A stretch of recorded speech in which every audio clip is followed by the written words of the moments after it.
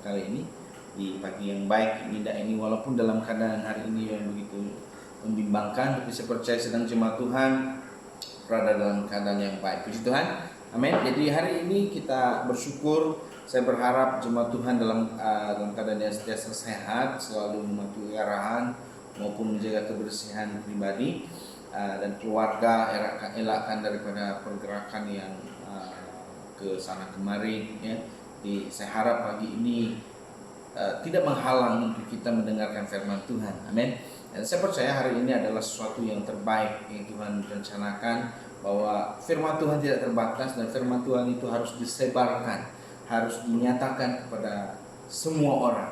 Saya percaya hari ini bahwa kalau Tuhan itu baik, maka Dia boleh memulihkan segala sesuatu yang terjadi hari ini. Setuju, katakan amin. Hari ini kita akan melihat firman Tuhan kita yang terdapat di dalam kitab Bilangan pasal yang ke-21. Ya, kitab Bilangan pasal 21 ayat 4 hingga yang ke-9, di mana tajuk dasar di atas itu tentang ular tembaga. Dan ini cerita yang akan kita lihat bersama-sama apa yang terjadi pada waktu itu dan ketika itu di dalam bangsa Israel itu sendiri. Mari kita lihat bersama ular tembaga ini di dalam pasal 21 ayat yang keempat, Bilangan 21 ayat yang keempat hingga yang ke-9. Firman Tuhan berkata, setelah mereka berangkat dari Gunung Hor, berjalan ke arah Laut Tebrau untuk mengelilingi tanah Edom, maka bangsa itu tidak dapat lagi menahan hati di tengah jalan. Lalu mereka berkata-kata melawan Allah dan Musa, "Mengapa kamu memimpin kami keluar dari Mesir, supaya kami mati di padang gurun ini?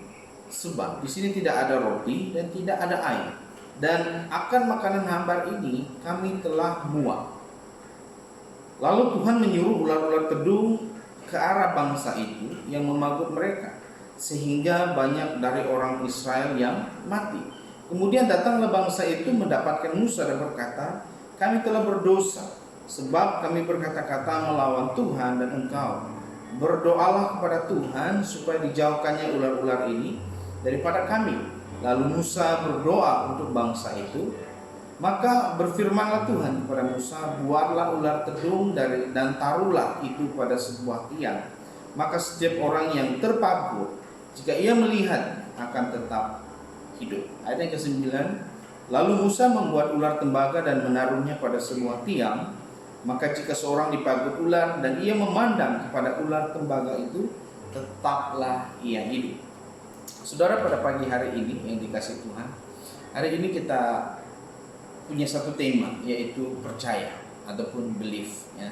Saya percaya bahwa suatu kepercayaan kita kepada Tuhan tidak akan pudar, dan saya berharap bahwa apa yang kita percaya kepada Allah selama ini jangan kita tinggalkan dan jangan kita sia-siakan. Apa yang kita mau bawa dan apa yang kita mau bahas di dalam ayat firman Tuhan ini adalah tentang umat Israel yang sudah dipimpin oleh Tuhan keluar daripada tanah Mesir, keluar daripada perbudakan, keluar daripada perhambaan, keluar daripada hamba abdi yang mereka lakukan ketika mereka berada di Mesir.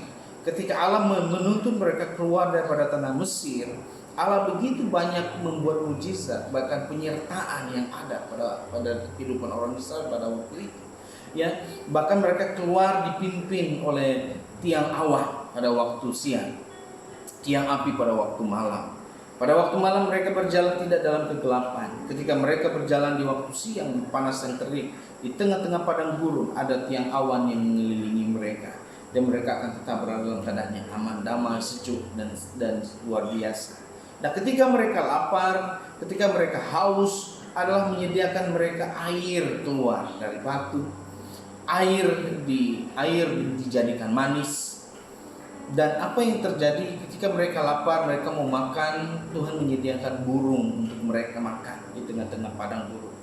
Nah, kalau kita melihat bangsa ini sungguh diberkati, sungguh penyertaan Tuhan nyata dalam kehidupan mereka, sungguh hebat sekali kuasa Tuhan yang ditunjukkan kepada mereka. Tapi soalnya pada hari ini, kalau kita melihat dalam konteks pembacaan ini, apa yang terjadi kepada bangsa ini? Mereka mulai mempersoalkan keberadaan Tuhan. Mereka mempersoalkan apa yang Tuhan buat dalam kehidupan mereka.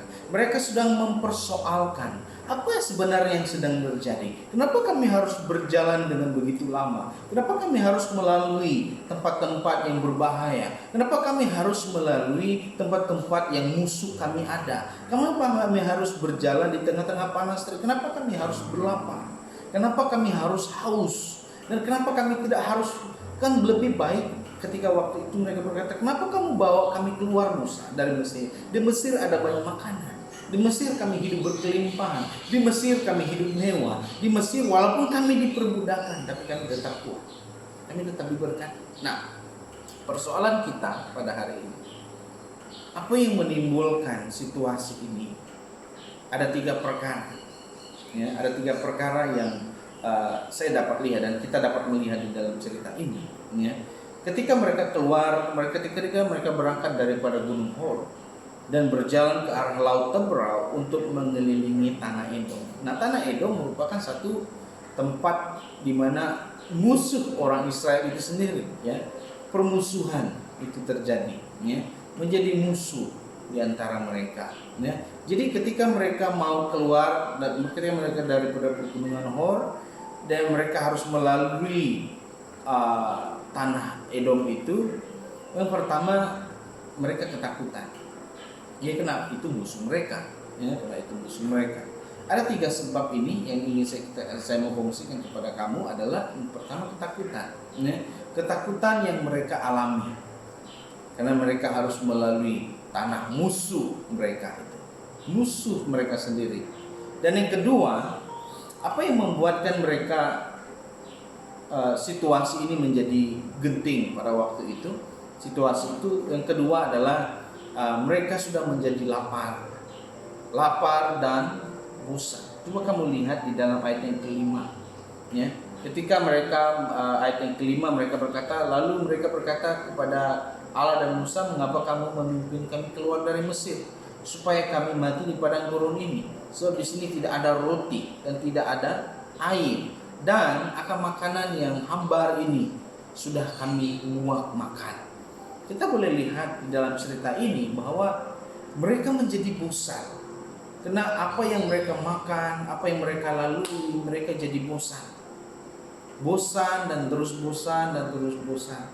Sehingga kan mereka bertanya kepada Tuhan, kenapa kami harus keluar dari Mesir? Hari-hari kami makan burung puyuh, hari-hari kami makan roti mana, hari-hari kami menghadap panas terik, hari-hari kami harus jalan kaki, kami harus berpanas, kami harus berbuat kemah itu dan ini dan sebagainya. Kami bosan Musa, kami bosan Allah. Jadi apa gunanya kami harus berjalan seberapa lama ini? Berapa lama kami harus berjalan terus seperti ini? Dan ini menjadi persoalan. Dan itu penyebab yang kedua. Yang pertama ketakutan, yang kedua adalah kelaparan dan bosan. Ya. Dan yang ketiga mereka harus mengalami namanya kematian. Nah, kematian ini tidak terjadi dalam sebelum itu, tapi setelah mereka memberontak, ketika mereka melawan kata-kata Tuhan, mereka melawan perintah Allah, mereka melawan ketetapan yang sudah ditetapkan Allah kepada Musa. Apa yang Tuhan buat kepada mereka? Ayat yang ke-6, lalu Tuhan menyuruh ular-ular tedung ke antara bangsa itu yang memagut mereka, sehingga banyak dari orang Israel yang mati. Nah, 3 hal ini menjadi aspek penting yang harus kita koreksi, yang harus kita periksa. Ya. Ada 3 perkara. Yang pertama ketakutan, kedua kelaparan dan bosan, dan ketiga adalah kematian. Nah, situasi hari ini, situasi belakangan ini juga sama. Ya. Situasi yang hari terjadi pada waktu ini juga sama. Di mana kelaparan, kita harus buat jatuh makanan dan sebagainya. Kita juga menjadi bosan karena duduk di rumah.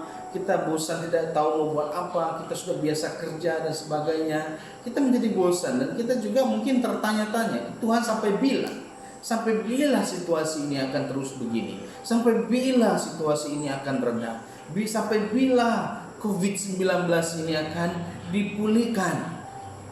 Sampai bila Tuhan? Kami dalam ketakutan, Kami tidak boleh buat apa-apa Tuhan. Kami tidak boleh melangkah kemana-mana Tuhan. Sampai bila Tuhan? Sampai bila? Banyak orang Kristen hari ini sudah mulai merungu, sudah mulai bosan, sudah mulai ketakutan, sudah mulai kelaparan, sudah mulai melihat kematian di sana sini. Bukan di Malaysia saja, tapi di seluruh dunia mengalami seperti ini. Tapi saudara, apa implikasi yang kita baca dan situasi hari ini? Ya, apa situasi yang kita lihat mengenai situasi dalam jemaat Israel ini dan juga hari ini? Nah, saya mau kita perhatikan baik-baik. Ya. Nah, bangsa ini adalah satu bangsa yang tegar tengkuk. Israel adalah satu bangsa yang degil pada waktu itu, yang tidak mau mendengar kata-kata, yang tidak mau mendengar satupun didikan Tuhan. Mereka mendengar sekejap, kemudian kembali lagi hidup lama. Mereka mendengar bila Tuhan sudah pulihkan, mereka kembali lagi hidup lama. Mereka sudah dipulihkan, mereka kembali lagi hidup lama. Nah, bangsa ini saya boleh kategorikan sebagai bangsa yang degil, yang tegar tengkuk, yang tidak mau, yang keras kepala, yang tidak mau dengar didikan Tuhan. Lalu Allah mulai, ya, Allah menuntun sebenarnya jemaat ini untuk masuk ke tanah yang akan mereka duduki. Mereka sedang menuju ke tanah perjanjian, tanah berkat, tanah yang akan mereka duduki, yang mereka akan tinggal pada waktu hari ini. Ya, sebenarnya sepanjang perjalanan itu Allah mendidik mereka, Allah mengolah mereka menjadi satu jemaat yang semakin kuat dan semakin teguh dalam Tuhan. Allah menuntun mereka untuk masuk ke tanah perjanjian, ke tanah yang menjadi berkat bagi bangsa bagi bangsa Israel itu sendiri. Nah, di dalam ayat yang kelima kita mulai melihat bahwa ketegasan hati Allah mulai terlihat. Kenapa saya katakan ketegasan hati Allah mulai terlihat? Ketika mereka melawan kata-kata Allah, ketika mereka melawan perintah Tuhan, lalu Allah dengan sekelip mata berkata kepada ular-ular itu, Dia katakan, pergi ke bangsa itu dan patuhlah kepada mereka. Saudara, saya mau kita melihat di sini bahwa situasi ini sangat serius dan implikasi pada hari ini juga sama. Oleh ketegaran hati manusia, kedegilan hati manusia, mungkin hal ini terjadi hari ini. COVID-19 bukanlah Allah yang beri, bukan Yesus yang beri, bukan Allah yang beri, tapi ini adalah diizinkan oleh Tuhan supaya kita melihat betapa hati manusia semakin lama semakin degil, semakin tidak mencari Tuhan, semakin tidak mau mencari Allah, semakin meninggalkan Tuhan, semakin menjauhkan diri daripada ibadah-ibadah Tuhan, semakin lama semakin meninggalkan persekutuan dengan Allah, berdoa sudah tidak mau, sudah mulai malas. Hari ini situasinya sama, ya. Oleh karena kedegilan hati manusia, mereka melawan Allah, mereka marah kepada Allah. Karena kedegilan kita, maka kegeraman itu muncul. Sama kembalinya kita ke bangsa Israel ini sendiri, di mana mereka mulai marah, mereka bosan, mereka lapar, mereka mual, mereka harus mengelilingi kepanasan dan sebagainya. Mereka mulai bertanya-tanya dengan Tuhan, sampai bila? Hari ini saya juga percaya bahwa jemaat-jemaat Tuhan mulai bertanya-tanya, bila Tuhan keadaan ini akan pulih? Kami sudah mulai bosan dulu dalam rumah, kami sudah mulai bosan dan tertanya-tanya bila keadaan ini akan menjadi reda. Nah, satu persoalan saya untuk kita, supaya kita kembali lihat situasi ini dan lihat situasi bangsa Israel. Kita sama, kita tertanya-tanya. Nah, Tuhan berkata, ada banyak orang hari ini sudah mulai meninggalkan Tuhan, sudah bosan, sehingga ada orang-orang percaya yang meninggalkan imannya, meninggalkan kepercayaannya, meninggalkan Yesusnya, hanya karena berkata, mana mujizat yang terjadi? Di mana mujizat-mujizat Tuhan? Di mana penyembuhan-penyembuhan itu? Mana? Mereka tertanya-tanya, di manakah hari ini? Di manakah waktu itu Yesus mau bekerja? Sehari inilah waktunya. Saya mau bukti, saya mau tunjuk bukti, saya mau ada bukti yang Tuhan itu mampu menyembuhkan. Saudara silakan. Hari ini kita selalu berkata Tuhan itu mampu menyembuhkan dalam sekali mana, tidak. Hari ini kenapa hal ini terjadi? Karena Allah mau kita melihat dan kembali kepada kepercayaan kita yang semula.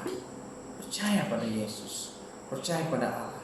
Jangan hanya karena hal ini engkau menjadi muak, engkau menjadi bosan, engkau menjadi hilang arah, engkau menjadi tidak percaya kepada Tuhan, sehingga perkara ini datang dalam hidupmu, hidup kita, negara kita, di dunia, kematian di sana sini.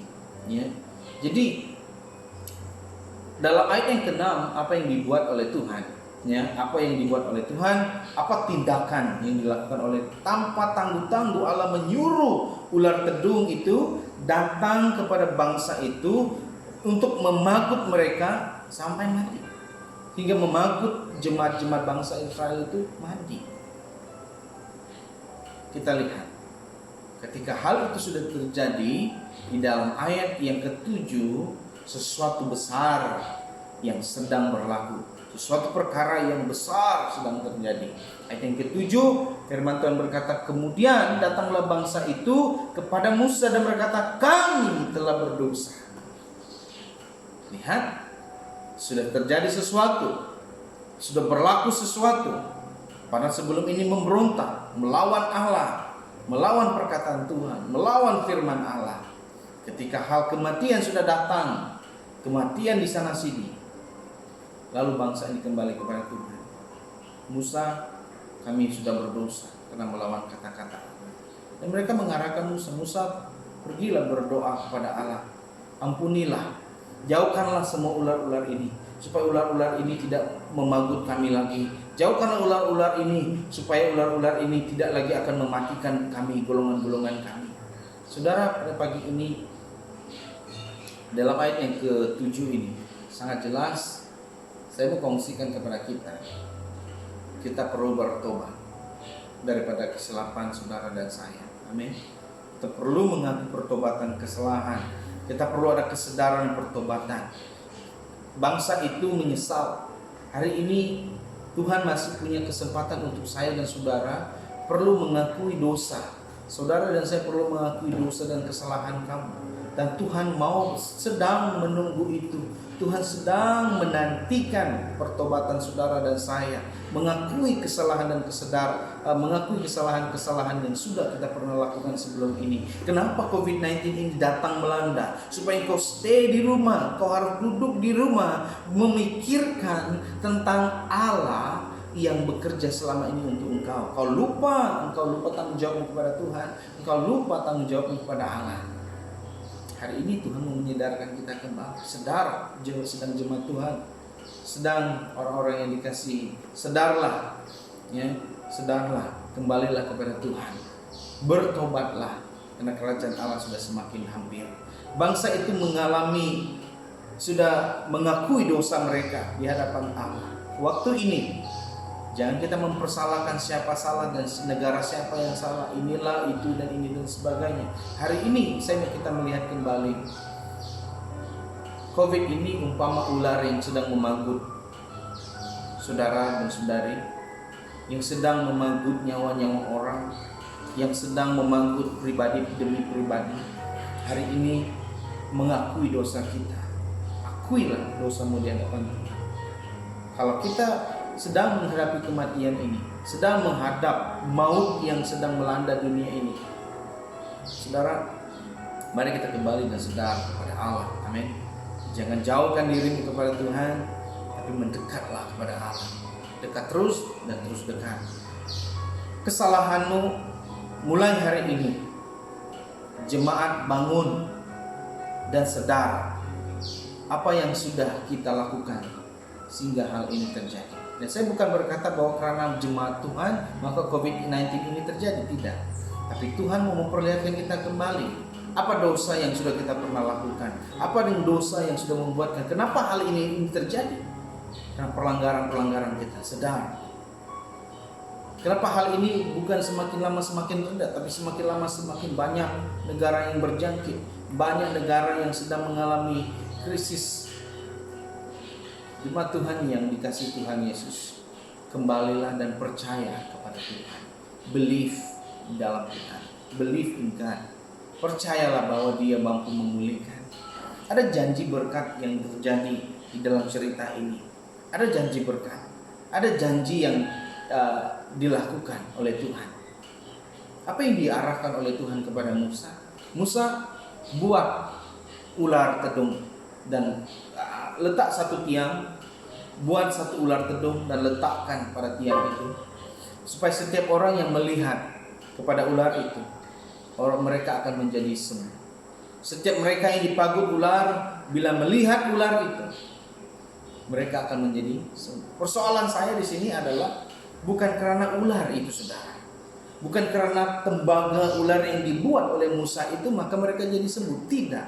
Bukan tiang itu, bukan pun ular itu yang membuatkan mereka menjadi sembuh. Tapi karena Allah mengizinkan kesembuhan terjadi pada waktu itu, Yesus katakan amin. Karena kesembuhan yang diizinkan oleh Tuhan itu, maka orang yang dipagut ular pada ketika itu menjadi sembuh ketika melihat. Apa tindakan rohani yang kita dapat lihat dalam perkataan ini? Siapa yang melihat, siapa yang percaya, dia akan menjadi sembuh. Hari ini Yesus ada, dan Allah kita adalah Allah yang hidup. Yesus katakan amin. Allah kita sudah hidup dalam pribadimu. Mari kita buka diri kita, lihat kembali Yesus yang ada dalam hidupmu. Lihat Dia, maka kesembuhan akan terjadi. Lihat Dia, fokuskan pribadi kita kepada Dia. Fokuskan hidupmu kepada Tuhan. Fokus pada salib itu, yaitu tentang Yesus, bahwa Dia mampu menyembuhkan asal engkau percaya. Dan yang terakhir yang saya mau kongsikan kepada saudara pada pagi ini, yaitu kembalikan kepercayaanmu kepada Tuhan.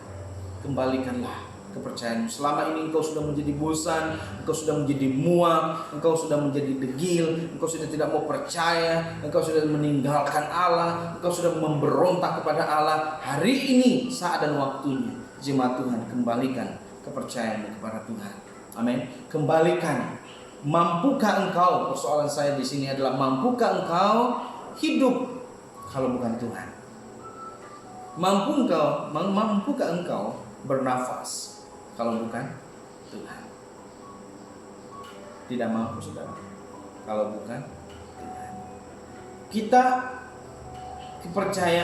Letakkan kepercayaanmu kepada Yesus Kristus, bahwa Dia mampu menyembuhkan segala sesuatu dalam kehidupan kita. Situasi hari ini Allah mengajar saya dan saudara melihat kembali di dalam situasi ketika umat Israel dipatuk ular, mereka mengalami kematian. Oleh karena apa? Apakah karena mereka minta Tuhan mengizinkan ular-ular itu memagut mereka? Tidak. Apa yang menyebabkan mereka dipagut ular? Karena kedegilan mereka, karena kekerasan hati mereka, ketegaran hati mereka, karena kebosanan mereka, kedegilan dan kelaparan mereka. Mereka bersungut-sungut, mereka selalu memberontak kepada Allah, tidak mau mendengar perkataan Tuhan. Namun hari ini, saudara yang dikasihi Tuhan, firman Tuhan kita mengajar hal yang kedua ini, kembalikanlah kepercayaan kepada Dia. Hari ini satu harapan saya untuk kepada jemaat-jemaat Tuhan, mari kita bersama-sama mendoakan orang-orang yang di hadapan, baik dokter, nurse, polis, tentara. Mereka sedang berhadapan dengan situasi yang genting, yang membimbangkan. Mereka terpaksa jauh daripada keluarga. Mereka harus meninggalkan anak-anak mereka, meninggalkan istri, suami mereka yang bertugas. Apakah mereka tidak berada dalam ketakutan? Ya, mereka berada dalam ketakutan. Makanya kita sebagai orang-orang yang percaya kepada Allah, mari kita doakan mereka. Mari kita satukan iman kita kepada Tuhan dan kita berdoa untuk mereka. Mereka juga dalam keadaan genting, mereka berada dalam depresi, stres dan sebagainya. Mereka tidak balik ke rumah dan sebagainya. Mereka juga mungkin punya persoalan seperti ini yang terjadi, tapi kita mengharapkan bagi setiap mereka akan disertai oleh Tuhan dan dijamah oleh Tuhan. Mereka akan selalu diberkati oleh Tuhan dimanapun mereka berada. Amin, saudara. Ini satu ajakan saya. Firman Tuhan berkata, segala perkara yang dapat kutanggung di dalam Dia yang memberi kekuatan kepadaku. Paulus berkata bahwa segala perkara bukan mudah, bukan senang. Situasi hari ini bukan mudah, bukan senang. Dan tidak boleh kita berkata bahwa setiap kita ini kuat, kebal, tidak. Rasul Paulus berkata segala perkara dapat dia tanggung, karena dia, yaitu Allah kita, Yesus Kristus, yang memampukan segala sesuatu. Sehingga kita boleh bertindak, boleh melakukan segala perkara hanya karena Tuhan kita. Hari ini kalau bukan Tuhan, sia-sia. Kalau bukan Tuhan yang membangun kota, sia-sia orang yang berjaga-jaga. Jadi hari ini saudara, satu ajakan saya untuk kepada jemaat Tuhan, mari kita bersatu, mari kita mengaku dosa kita di hadapan Tuhan. Pertobatan Paskah hanya tinggal beberapa hari lagi, dan kita mau melihat bahwa Tuhan itu baik dengan kita. Kita melihat bahwa Yesus itu selalu ada dengan kita. Namun yang Dia mau daripada kita adalah mari kita kembali kepada Tuhan. Mari kita kembali percaya kepada Dia. Kembalikan kepercayaan kepada Tuhan. Jangan sia-siakan waktu ini. Hargailah waktu-waktu kita berada di rumah, keluarga kita. Jangan sia-siakan waktu ini untuk mencari hal-hal yang lain, tapi hargai waktu ini untuk mencari Tuhan kita Yesus Kristus. Biar Tuhan yang campur tangan dalam negara kita, Malaysia dan sebagainya. Mari kita berdoa bersama-sama. Bapa di surga, kami bersyukur untuk semua dan waktu ini. Biarlah kuasa Tuhan menyertai semua sedang jemaat-Mu, memberi kekuatan, peneguhan. Biarlah tangan Tuhan dan kasih karunia Allah selalu menyertai kami semua. Kiranya berkat damai sejahtera, berkat peneguhan, berkat penyembuhan akan selalu menyertai baik dokter, nurse, dan semua anak-anak Tuhan yang berada di hospital maupun yang sakit dan sebagainya, askar, polis dan sebagainya. Biarlah semua dalam keadaan baik. Ini doa dan iman kami satukan hanya dalam nama Yesus yang menjadi Tuhan dan Juru Selamat kami berdoa. Haleluya.